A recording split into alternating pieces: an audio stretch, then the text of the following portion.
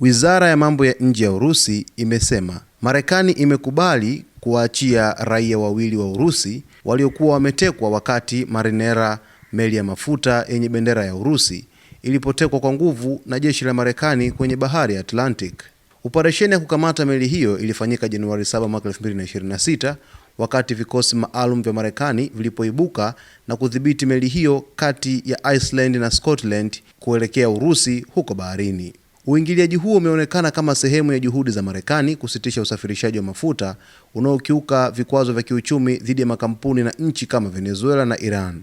Msemaji wa Wizara ya Mambo ya Nje, Maria Zakharova, alisema kwamba Rais wa Marekani Donald Trump aliamua kukamilisha uamuzi wa kutoa raia hao wawili wa Urusi baada ya ombi rasmi kutoka upande wa Urusi. Wizara hiyo ilieleza kuwa Urusi inakiri uamuzi huu na inaeleza shukrani kwa uongozi wa Marekani. Zakharova pia alisema kwamba serikali ya Urusi sasa inafanya kazi haraka kuhakikisha raia wako haraka kurudi nyumbani kwao kwa usalama. Marekani haijatoa tamko la haraka kuhusu madai hayo na taarifa ya Marekani bado haijathibitishwa kwa umma kwa namna rasmi.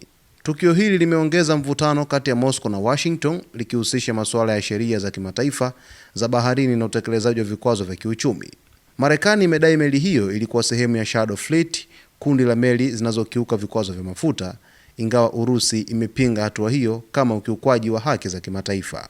Hatua ya Marekani kuweza kuwaachia raia wawili wa Urusi ambao walitekwa kwenye meli ya Marinera, hapo awali ilifahamika kama Bella One, ambayo ilikamatwa na jeshi la majini la Marekani katika bahari ya Atlantic, huku vikwazo vikiongezeka dhidi ya meli zote ambazo zinatokea nchini Venezuela kwa ajili ya mpango mzima wa kusafirisha mafuta. Hivyo baada ya kuwateka raia hao, serikali ya Urusi ikaweza kutoa taarifa kwamba inabidi sasa Marekani iweze kuwaachia raia hao haraka iwezekanavyo, na baadaye rais wa Marekani akawa amelisikia hilo na kupata taarifa na kuweza kutoa amri ya kuweza kuachiliwa kwa raia hao wawili wa Urusi, na Wizara ya Mambo ya Nje ya Urusi baadaye ikaja ikathibitisha kwamba raia wameachiwa salama kabisa na wanahangaikia ili waweze kurejea Urusi salama.